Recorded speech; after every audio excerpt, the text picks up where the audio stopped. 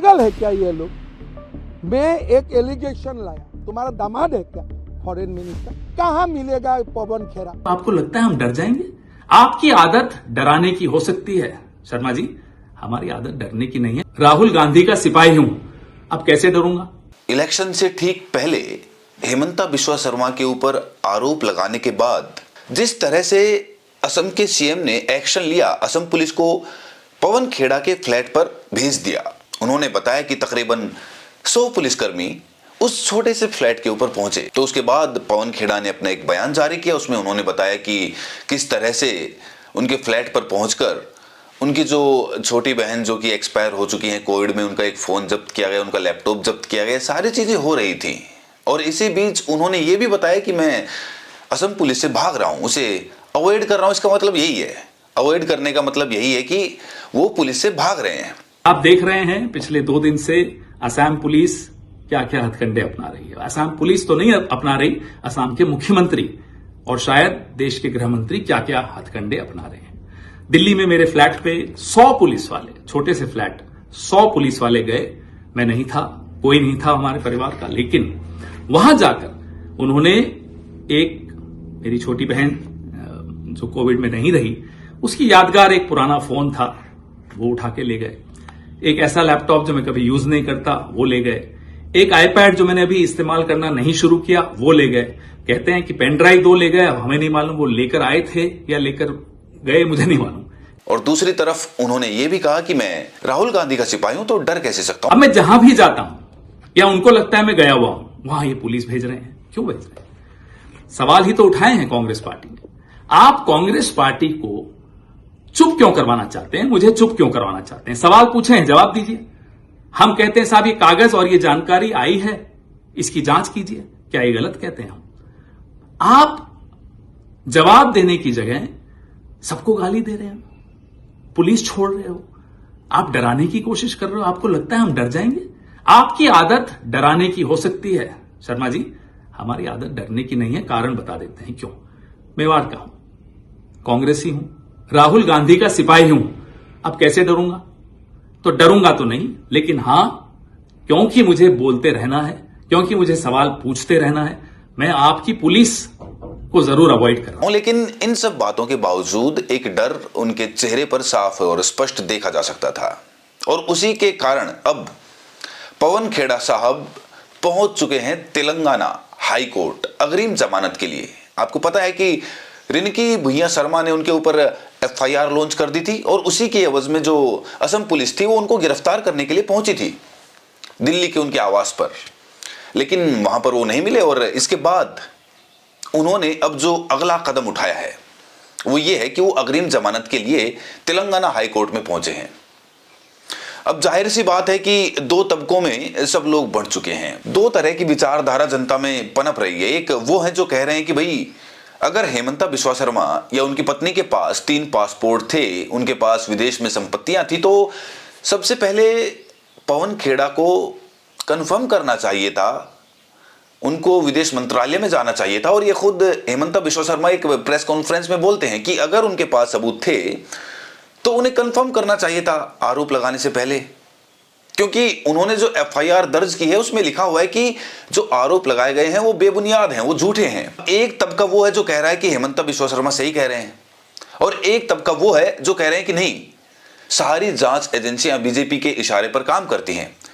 अगर वो सबूत लेकर जाते एजेंसी के पास जांच कराने के लिए तो कहीं ना कहीं वो पूरा सिनेरियो बदला जा सकता था, जांच प्रभावित हो सकती थी। और यहां पर एक बड़ा सवाल ये खड़ा हो रहा है कि अगर मान लीजिए पवन खेड़ा साहब के पास सबूत नहीं मिले, क्योंकि जिस तरह से उन्होंने प्रेस कॉन्फ्रेंस में दस्तावेज दिखाए उनके ऊपर सरकारी मोहरें लगी हुई थी।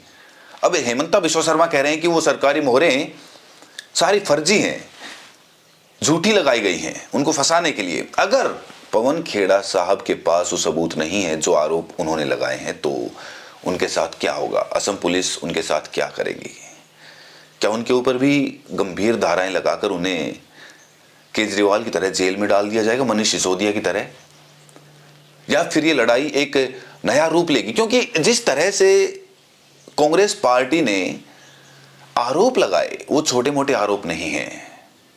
और इलेक्शन से ठीक पहले, क्योंकि आप जानते हैं कि असम में इलेक्शन होने वाला है, तो इन सारी चीजों का इंपैक्ट इलेक्शन पर भी पड़ेगा, जाहिर सी बात है। और इसीलिए यह बात और भी ज्यादा मजबूत तब हो जाती है कि अगर ये सारे सबूत झूठे बनाए गए हैं, प्लांट किए गए हैं, उनके ऊपर जो मोहरे हैं वो झूठी मोहरे हैं, तो फिर पवन खेड़ा साहब की मुश्किलें काफी ज्यादा बढ़ जाएंगी। लेकिन इसके उलट अगर ये आरोप सही है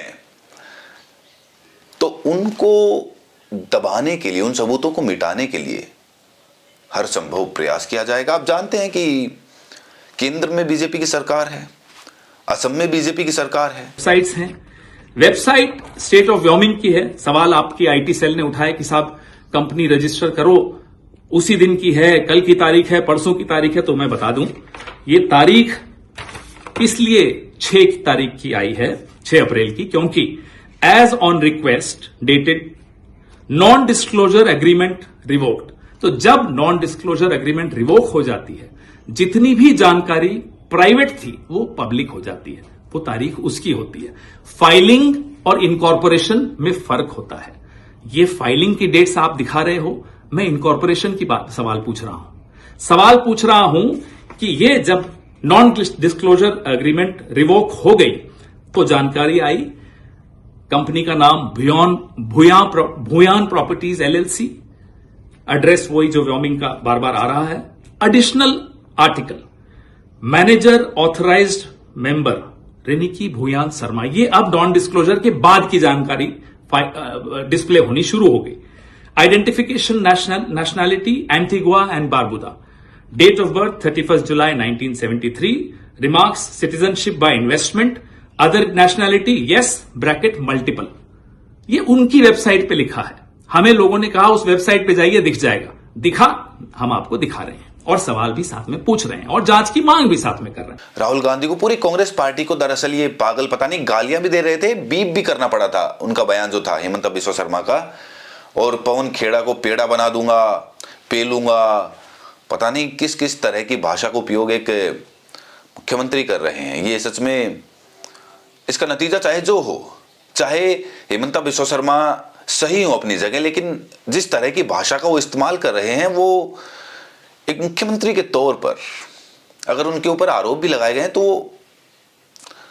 सहज तरीके से जनता के सामने पेश हो सकते हैं, प्रेस कॉन्फ्रेंस कर सकते हैं, लेकिन गालियों का इस्तेमाल, जिस तरह का रवैया वो मीडिया के सामने अपना रहे हैं, कहीं ना कहीं ये हमारे और आपके लिए सोचने की जरूरत है।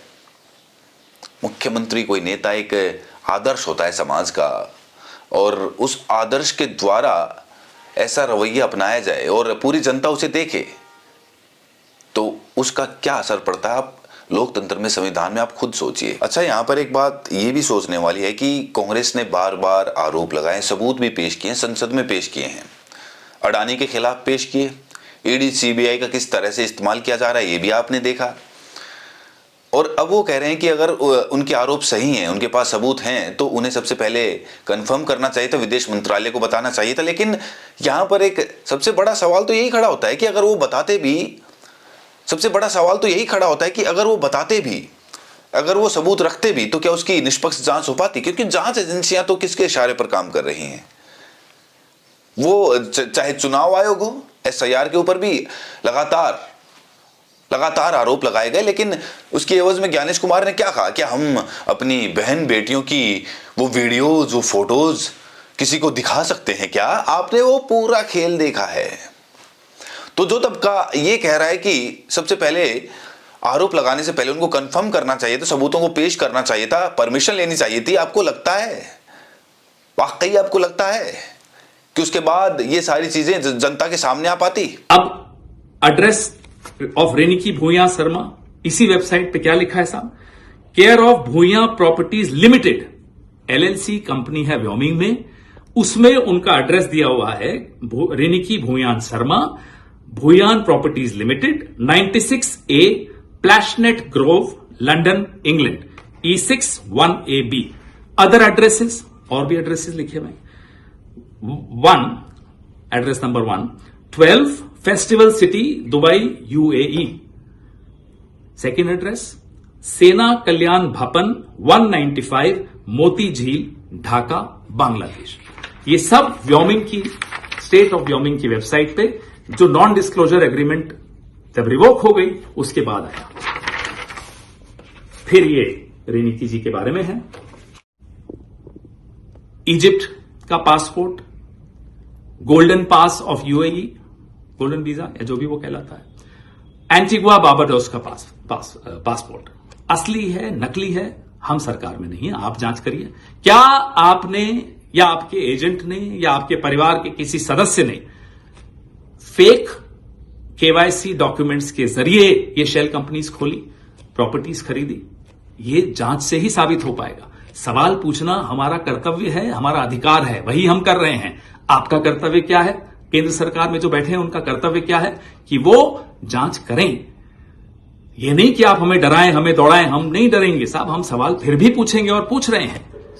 अब हमें और भी जानकारी आई है कि शर्मा साहब आपके भाई हैं, शायद असम पुलिस में हैं, उनकी पत्नी और बेटे दुबई में रहते हैं, और दुबई इंटरनेशनल जो स्कूल है उसकी फीस कितनी है?